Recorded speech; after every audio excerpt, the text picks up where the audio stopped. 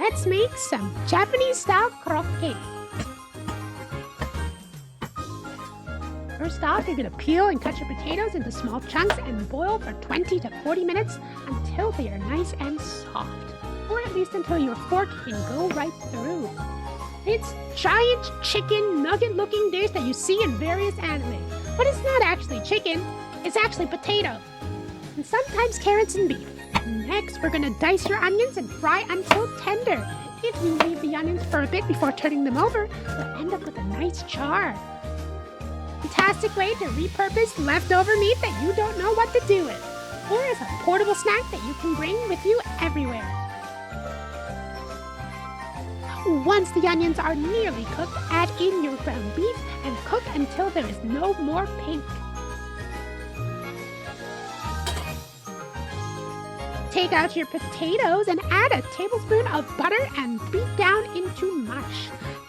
Mix in your meat and onion mixture and combine while all of these ingredients are still warm but not hot to the touch.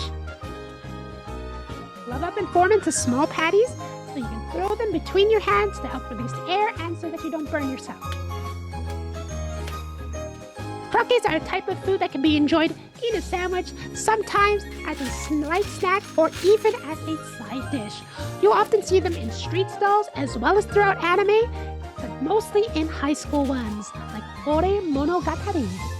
Once your patties have been formed, ensure to chill in the refrigerator for 30 to 40 minutes. Once your starchy little babies have chilled, coat them in flour, into eggs, and cover in panko breadcrumbs and fry into a lovely golden brown.